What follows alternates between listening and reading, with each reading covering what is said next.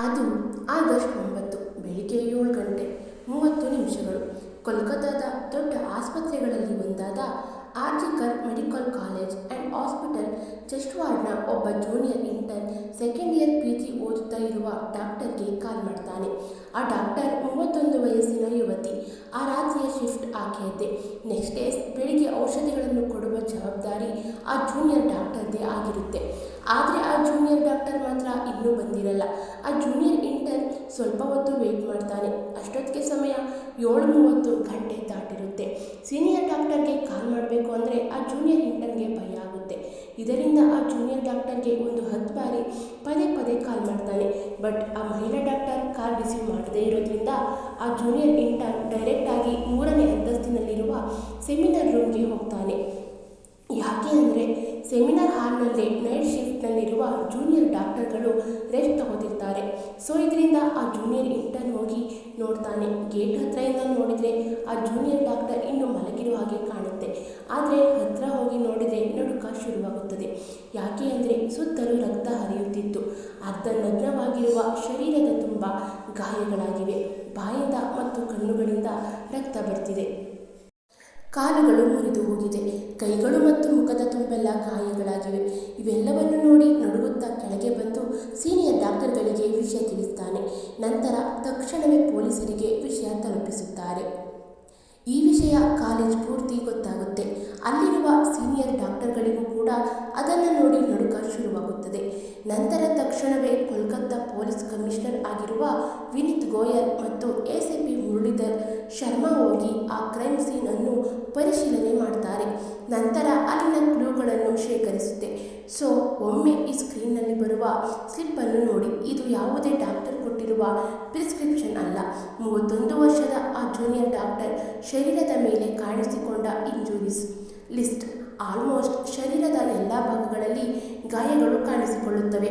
ಪ್ರಸ್ತುತ ಈ ಕೇಸ್ ಇನ್ವೆಸ್ಟಿಗೇಷನ್ನಲ್ಲಿ ಇದೆ. ಪೋಸ್ಟ್ಮಾರ್ಟಮ್ನಲ್ಲಿ ಬಂದಿರುವ ರಿಪೋರ್ಟ್ ನೋಡಿದರೆ ನಡುಕ ಶುರುವಾಗುತ್ತದೆ. ಪೋಸ್ಟ್ಮಾರ್ಟಮ್ ರಿಪೋರ್ಟ್ ಪ್ರಕಾರ ವಿಕ್ಟಿಮ್ನ ಉಸಿರಾಡದ ಹಾಗೆ ಸಾಯಿಸಲಾಗಿದೆ. ಕಿರುಚದ ಹಾಗೆ ಆಕೆಯ ಬಾಯಿಯನ್ನು ಕುತ್ತಿಗೆಯನ್ನು ಗಟ್ಟಿಯಾಗಿ ಒತ್ತಿ ಹಿಡಿದುಕೊಂಡಿದ್ದಾರೆ. ಕುತ್ತಿಗೆಯನ್ನು ಗಟ್ಟಿಯಾಗಿ ಹಿಡಿದುಕೊಳ್ಳೋದ್ರಿಂದ ಆಕೆಯ ಕುತ್ತಿಗೆಯಲ್ಲಿರುವ ಥೈರಾಯ್ಡ್ ಕ್ವಾರ್ಟಿಲೈಟ್ಸ್ ಕೂಡ ಮುರಿದು ಹೋಗಿದೆ. ಆಕೆಯ ಮುಖದ ಮೇಲೆ ಹಾಗೂ ದೇಹದ ಮೇಲೆ ಸ್ಕ್ರ್ಯಾಚ್ ಮಾರ್ಕ್ಸ್ ಇದೆ.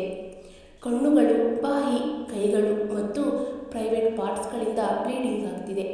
ಲಿಪ್ಸ್ ಹಾಗೂ ರೈಟ್ ಹ್ಯಾಂಡ್ ಮೇಲೆ ಇಂಜುರಿಗಳಿದ್ದರೆ ಲೆಫ್ಟ್ ಹ್ಯಾಂಡ್, ರಿಂಗ್ ಫಿಂಗರ್ ಮತ್ತು ಕಾಲರ್ ಬೋನ್ಗಳು ಮುರಿದು ಹೋಗಿದೆ ಎಂದು ಪೋಸ್ಟ್ಮಾರ್ಟಮ್ ರಿಪೋರ್ಟ್ನಲ್ಲಿ ಮೆನ್ಷನ್ ಮಾಡಲಾಗಿದೆ. ಈ ಇನ್ಸಿಡೆಂಟ್ ನಡೆದ ತಕ್ಷಣವೇ ಎಮರ್ಜೆನ್ಸಿ ವಾರ್ಡ್ಗಳನ್ನು ಹೊರತುಪಡಿಸಿ ಆ ಹಾಸ್ಪಿಟಲ್ನಲ್ಲಿರುವ ಎಲ್ಲ ಡಿಪಾರ್ಟ್ಮೆಂಟ್ ಗ್ರ್ಯಾಜುಯೇಟ್ಸ್ ಕೆಲಸ ಮಾಡುವುದನ್ನು ನಿಲ್ಲಿಸಿ ಪ್ರೊಟೆಸ್ಟ್ ಮಾಡಲು ಶುರು ಮಾಡಿದ್ದಾರೆ.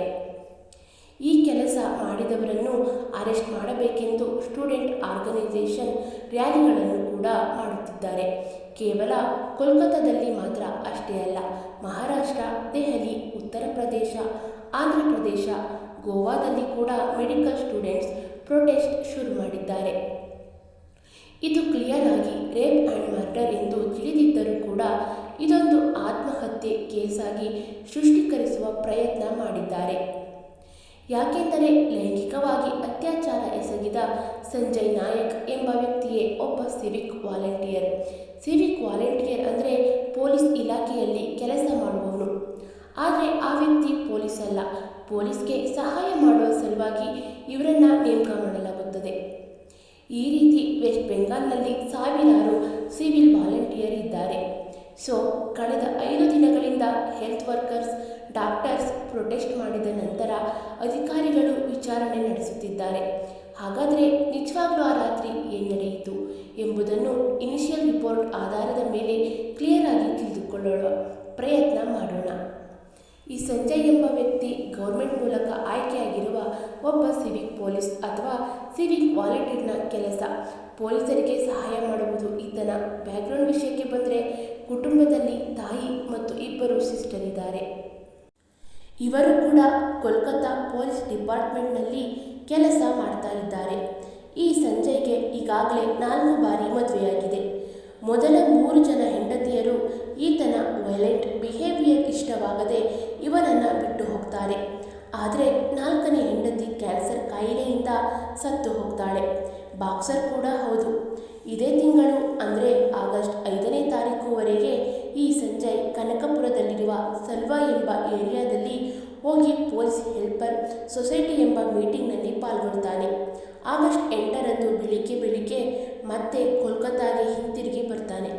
ಈತ ಕೋಲ್ಕತ್ತಾದಲ್ಲಿ ಗವರ್ನಮೆಂಟ್ ಮೆಡಿಕಲ್ ಕಾಲೇಜ್ನಲ್ಲಿ ಒಂದಾದ ಆರ್ಜಿಕರ್ ಮೆಡಿಕಲ್ ಕಾಲೇಜ್ ಆ್ಯಂಡ್ ಹಾಸ್ಪಿಟಲ್ನಲ್ಲಿ ಬ್ರೋಕರ್ ಕೆಲಸಗಳನ್ನು ಅಂದರೆ ಏಜೆಂಟ್ ಕೆಲಸಗಳನ್ನು ಮಾಡ್ತಾ ಇದ್ದ. ಅಂದರೆ ಪೇಷಂಟ್ಗಳಿಗೆ ಅಡ್ಮಿಷನ್ ಕೊಡಿಸುವುದು, ಪೇಷಂಟ್ಗಳಿಗೆ ಆಪರೇಷನ್ ಆಗುವ ಹಾಗೆ ನೋಡಿಕೊಳ್ಳುವುದು ಮುಂತಾದ ಕೆಲಸಗಳನ್ನು ಮಾಡುತ್ತಿದ್ದ. ಅದೇ ದಿನ ಸಂಜೆ ಒಬ್ಬ ಪೇಷಂಟನ್ನು ಹಾಸ್ಪಿಟಲ್ಗೆ ಅಡ್ಮಿಟ್ ಮಾಡಿ ಮನೆಗೆ ಹೋಗ್ತಾನೆ. ಮತ್ತೆ ರಾತ್ರಿ ಹಿಂತಿರುಗಿ ಬಂದು ಅಡ್ಮಿಟ್ ಮಾಡಿರುವ ಪೇಷಂಟ್ಗೆ ಎಕ್ಸ್ರೇ ಮಾಡಿಸಿ ಹೋಗ್ತಾನೆ. ಮತ್ತೆ ಆಗಸ್ಟ್ 9 ಮಧ್ಯರಾತ್ರಿ 1 ಗಂಟೆಗೆ ಹಾಸ್ಪಿಟಲ್ಗೆ ಬರ್ತಾನೆ. ಯಾಕೆಂದರೆ ಈ ಸಂಜಯ್ ಅಡ್ಮಿಟ್ ಮಾಡಿರುವ ಇನ್ನೊಬ್ಬ ಪೇಷಂಟ್ಗೆ ಆ ರಾತ್ರಿ ಆಪರೇಷನ್ ಶೆಡ್ಯೂಲ್ ಆಗಿರುತ್ತೆ. ಹಾಗಂತ ಈತ ತುಂಬ ಒಳ್ಳೆಯ ವ್ಯಕ್ತಿ, ಸೋಷಿಯಲ್ ಸರ್ವಿಸ್ಗಳನ್ನು ಮಾಡ್ತಾನೆ ಅಂತ ಅನ್ಕೋಬೇಡಿ. ಈತ ಬ್ರೋಕರ್ ಆಗಿರೋದ್ರಿಂದ ಸಂಜೆ ಅಡ್ಮಿಟ್ ಮಾಡಿಸಿರುವ ಮತ್ತೊಬ್ಬ ಪೇಷಂಟ್ಗೆ ಆ ಹಾಸ್ಪಿಟಲ್ಸ್ ಸ್ವಲ್ಪ ಪರ್ಮಿಷನ್ ಕೊಡುತ್ತೆ, ಸೊ ದುಡ್ಡು ಬರುತ್ತೆ ಎಂಬ ಕಾರಣದಿಂದಲೇ ಇಂತಹ ಕೆಲಸಗಳನ್ನು ಮಾಡ್ತಿದ್ದ.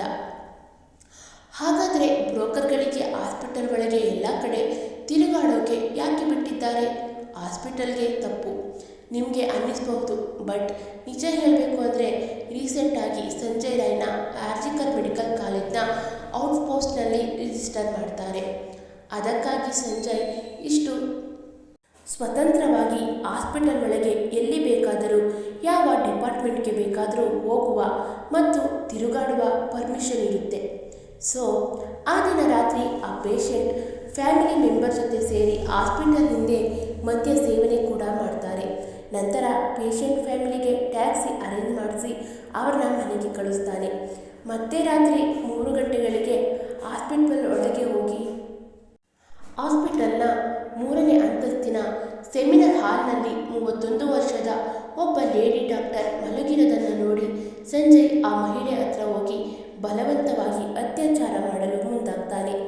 ಆಕೆ ತಪ್ಪಿಸಿಕೊಳ್ಳಲು ಪ್ರಯತ್ನಿಸಿದಾಗ ಆಕೆ ಮೇಲೆ ಕಿರಾತಕವಾಗಿ ದಾಳಿ ನಡೆಸಿ ಅತ್ಯಂತ ಕ್ರೂರವಾಗಿ ನರಳಿಸಿ ಸಾಯಿಸಿ 3.47 ಸೆಮಿನಾರ್ ಹಾಲ್ನಿಂದ ಹೊರಗಡೆ ಬರ್ತಾನೆ.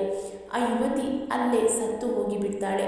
ಸೊ ಇಷ್ಟೊಂದು ಘೋರವಾಗಿರುವ ಈ ಘಟನೆಯನ್ನು ಹಾಸ್ಪಿಟಲ್ ಮ್ಯಾನೇಜ್ಮೆಂಟ್ನವರು ಒಂದು ಸೂಸೈಡ್ ಆಗಿ ಪೋರ್ಟ್ರೇಟ್ ಮಾಡಲು ಪ್ರಯತ್ನಿಸಿದೆ.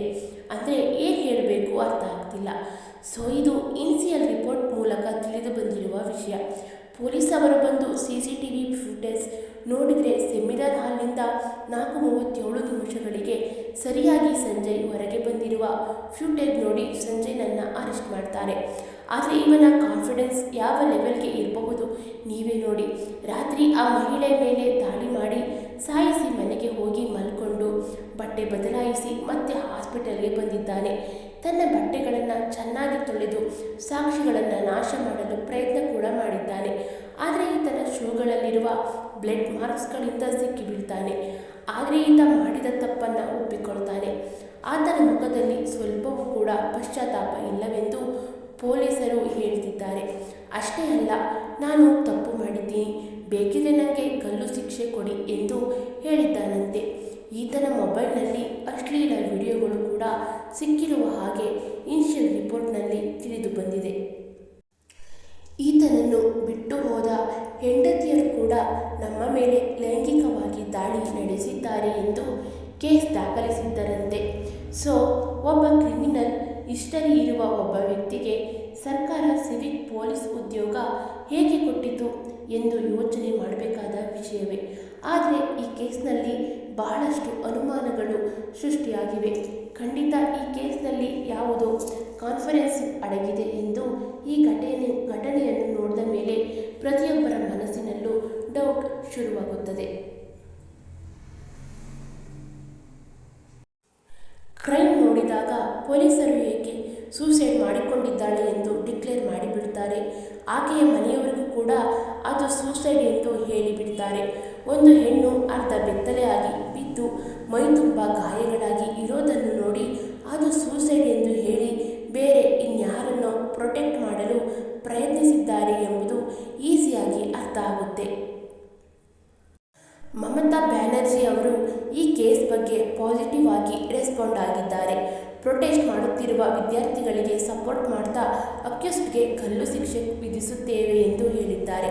ಇಲ್ಲಿ ಬರುವ ಡೌಟ್ ಏನಂದರೆ, ಈ ಕೇಸ್ನ CBIಗೆ ಒಪ್ಪಿಸಬೇಕು ಅಂದಾಗ ಸ್ಟಾರ್ಟಿಂಗ್ನಲ್ಲೇ ಯಾಕೆ ಒಪ್ಪಿಸಲಿಲ್ಲ, 6 ದಿನಗಳವರೆಗೆ ಯಾಕೆ ಕಾದ್ರು? ಸೊ ಸಮಯ ಕಳೆದಂತೆ ಸಾಕ್ಷಿಗಳು ಕೂಡ ಮಾಯವಾಗುವ ಸಾಧ್ಯತೆ ಇರುತ್ತದೆ. ಸತ್ಯ ಪ್ರತಿಯೊಬ್ಬರಿಗೂ ತಿಳಿದಿದೆ. ಅಷ್ಟೇ ಅಲ್ಲ, ಈ ಕೇಸ್ ಕ್ಲಿಯರ್ ಆದ್ರೇ ಆರ್ಜಿಕರ್ ಕಾಲೇಜ್ನಲ್ಲಿ ಕ್ರೈಮ್ ನಡೆದಿರೋ ಸೆಮಿನಾರ್ ಹಾಲ್ಗೆ ಹತ್ತಿರ ಸಡನ್ ಆಗಿ ರೆನೋವೇಷನ್ ಕೂಡ ಶುರು ಮಾಡಿದ್ದಾರೆ. ಯಾಕೆ ಅಂತ ಕೇಳಿದರೆ, ಸ್ಟೂಡೆಂಟ್ಸ್ ಡಿಮ್ಯಾಂಡ್ ಮಾಡಿರುವ ಪ್ರಕಾರ ಅವರು ರೆಸ್ಟ್ ತೆಗೆದುಕೊಳ್ಳುವ ಹಾಗೆ ಸ್ಪೇಸ್ ಕ್ರಿಯೇಟ್ ಮಾಡಿದ್ದೀವಿ ಎಂದು ಆಹಾಪೋಹಗಳನ್ನು ಹೇಳ್ತಿದ್ದಾರೆ. ಹಾಸ್ಪಿಟಲ್ ಮ್ಯಾನೇಜ್ಮೆಂಟ್ನವರು ಹೇಳ್ತಿದ್ದಾರೆ ಇಷ್ಟು ದಿನಗಳವರೆಗೆ ಇಲ್ಲದೇ ಇರೋ ಕಾಳಜಿ ರೇಪ್ ನಡೆದ ನಂತರ ರೆನೋವೇಷನ್ ಶುರು ಮಾಡೋದು, ಅದು ಕೂಡ ಕ್ರೈಮ್ ಸೀನ್ಗೆ ಹತ್ರ ಮಾಡ್ತಾ ಇರೋದು ನೋಡಿದರೆ ಸಾಕ್ಷಿಗಳನ್ನು ನಾಶ ಮಾಡಲು ಪ್ರಯತ್ನಿಸಿದ್ದಾರೆ ಎಂಬುದು ಅರ್ಥ ಆಗುತ್ತೆ. ಈ ಕ್ರೈಮ್ ನಡೆದ ನಂತರ ಭಾರತದ ಡಾಕ್ಟರ್ಗಳೆಲ್ಲ ರೋಡ್ ಮೇಲೆ ಬಂದು ಸ್ಟ್ರೈಕ್ ಮಾಡ್ತಾ ಇದ್ದಾರೆ. ವಿಕ್ಟಿಮ್ಗೆ ಶಿಕ್ಷೆ ಕೊಡಿಸಬೇಕು ಎಂದು ಆರ್ಜಿಕರ್ ಕಾಲೇಜ್ ಪ್ರಿನ್ಸಿಪಾಲ್ ಸಂದೀಪ್ ಮಾತ್ರ ವಿಕ್ಟಿಮ್ ಸೂಸೈಡ್ ಮಾಡಿಕೊಂಡಿದ್ದಾಳೆ ಎಂದು ಡಿಕ್ಲೇರ್ ಮಾಡೋದಷ್ಟೇ ಅಲ್ಲ, ಆ ರೀತಿ ರಾತ್ರಿ ಸಮಯದಲ್ಲಿ ಏಕಾಂಗಿಯಾಗಿ ಇರೋದು ತಪ್ಪು ಎಂದು ಹೇಳಿದ್ದಾರೆ. ಈ ರೀತಿ ಹೇಳಿದಾಗ ಜನರು ಸುಮ್ಮನೆ ಇರಲ್ಲ ಅಲ್ವಾ, ಆತನನ್ನು ಕ್ರಿಟಿಕೈಸ್ ಮಾಡಲು ಶುರು ಮಾಡ್ತಾರೆ. ಇದರಿಂದ ಸಂದೀಪ್ ತನ್ನ ಪ್ರಿನ್ಸಿಪಲ್ ಪೋಸ್ಟ್ಗೆ ರಿಸೈನ್ ಮಾಡ್ತಾನೆ. ಆದರೆ ಕೆಲವೇ ಗಂಟೆಗಳಲ್ಲಿ ವೆಸ್ಟ್ ಬೆಂಗಾಲ್ ಗವರ್ನಮೆಂಟ್ ಈ ರಿಸೈನೇಷನ್ ಅನ್ನು ಅಕ್ಸೆಪ್ಟ್ ಮಾಡದೆ ಆತನನ್ನು ಕೋಲ್ಕತ್ತಾದ ನ್ಯಾಷನಲ್ ಮೆಡಿಕಲ್ ಕಾಲೇಜ್ಗೆ ಟ್ರಾನ್ಸ್ಫರ್ ಮಾಡಿದೆ. ಸಂದೀಪ್ ಪ್ರಿನ್ಸಿಪಲ್ ಆಗಿರುವ ಗವರ್ನಮೆಂಟ್ ಕಾಲೇಜ್ನಲ್ಲಿ ಇಂಥ ದುರಂತವಾದ ಘಟನೆ ನಡೆದರೆ ಆತನನ್ನು ಇನ್ಕಲ್ಗೇಟ್ ಮಾಡದೆ ಬೇರೊಂದು ಕಾಲೇಜ್ಗೆ ಟ್ರಾನ್ಸ್ಫರ್ ಮಾಡಿರೋದು ಕೂಡ ಜನರಲ್ಲಿ ಸಂದೇಹಗಳನ್ನು ಉಂಟು ಮಾಡುತ್ತದೆ. ಆದರೆ ಇವೆಲ್ಲವೂ ಆಧಾರಗಳಿಲ್ಲದ ಅನುಮಾನಗಳು ಮಾತ್ರವೇ. ಆದರೆ ಸೈನ್ಸ್ ಮಾತ್ರ ಸುಳ್ಳಲ್ಲ. ಪೋಸ್ಟ್ಮಾರ್ಟಮ್ನಲ್ಲಿ ಹೇಳಲಾದ ಒಂದು ವಿಷಯವನ್ನು ಸುವರ್ಣ ಗೋಸ್ವಾಮಿ ಎಂಬ ಡಾಕ್ಟರ್ ಹೇಳಿದ್ದಾರೆ. ರಿಪೋರ್ಟನ್ನು ಸ್ಟಡಿ ಮಾಡಿರುವ ಗೋಸ್ವಾಮಿ ಹೇಳಿರೋದು ಏನಂದರೆ, ವಿಕ್ಟಿಮ್ ದೇಹದ ಮೇಲೆ ಆಗಿರುವ ಇಂಜುರಿ ನೋಡಿದರೆ ಅವು ಒಬ್ಬ ವ್ಯಕ್ತಿ ಅಟ್ಯಾಕ್ ಮಾಡಿರೋದ್ರಿಂದ ಆಗೋದಿಲ್ಲ, ಒಬ್ಬರಿಗಿಂತ ಹೆಚ್ಚು ಜನರಿಂದ ಮಾತ್ರವೇ ಸಾಧ್ಯ ಎಂದು ಹೇಳಿದ್ದಾರೆ. ಅವರು ಹೇಳಿರುವ ಇನ್ನೊಂದು ಶಾಕಿಂಗ್ ವಿಷಯ ಏನಂದರೆ, ವಿಕ್ಟಿಮ್ ವಜೈನಾದಲ್ಲಿ 151 ಗ್ರಾಂ ಥಿಕ್ ಫ್ಲೂಯಿಡ್ ಇದೆಯಂತೆ. ಅದು ಖಂಡಿತ ಸೆಮಿನ್ ಎಂದು ಅವರು ಹೇಳಿದ್ದಾರೆ. ಹಾಗೆ ಇದು ಗ್ಯಾಂಗ್ ರೇಪ್ ಎಂದು ಹೇಳಿದ್ದಾರೆ. ಹಾಗೆ ಈ ಗ್ಯಾಂಗ್ ರೇಪ್ನಲ್ಲಿ ಇನ್ಯಾರೋ ದೊಡ್ಡ ದೊಡ್ಡ ವ್ಯಕ್ತಿಗಳಿದ್ದಾರೆ, ಅದಕ್ಕಾಗಿ ಅವರನ್ನು ತಪ್ಪಿಸುವ ಪ್ರಯತ್ನ ನಡೆದಿದೆ ಎಂದು ಜನರು ಆಕ್ರೋಶವನ್ನು ವ್ಯಕ್ತಪಡಿಸಿದ್ದಾರೆ. ಸೊ ಪ್ರಸ್ತುತ ಈ ಕೇಸ್ CBI ಹ್ಯಾಂಡ್ನಲ್ಲಿದೆ. ಹಾಗಿದ್ರೆ CBI ನ್ಯಾಯವಾಗಿ ಇನ್ವೆಸ್ಟಿಗೇಷನ್ ಮಾಡಿ ಎಲ್ಲ ನಿಜಗಳನ್ನು ಹೊರಗಡೆ ಇಡುತ್ತಾ ಇಲ್ವಾ ಎಂಬುದನ್ನು ಕಾದು ನೋಡಬೇಕಿದೆ. ಹಾಗಿದ್ರೆ ಸ್ನೇಹಿತರೆ, ನಿಮಗೆ ಏನನಿಸುತ್ತದೆ? ಈ ಕೇಸ್ಗೆ ಸಪೋರ್ಟ್ ಮಾಡುವವರು ಕಮೆಂಟ್ ಬಾಕ್ಸ್ನಲ್ಲಿ ಜಸ್ಟಿಸ್ ಎಂದು ಕಮೆಂಟ್ ಮಾಡಿ. ಇದೇ ರೀತಿ ಸಪೋರ್ಟ್ ಮಾಡಿ. ಇನ್ನು ಮುಂತಾದ ಕಥೆಗಳನ್ನು ತರ್ತೀನಿ. Until then stay tune. Thank you for watching. Keep support.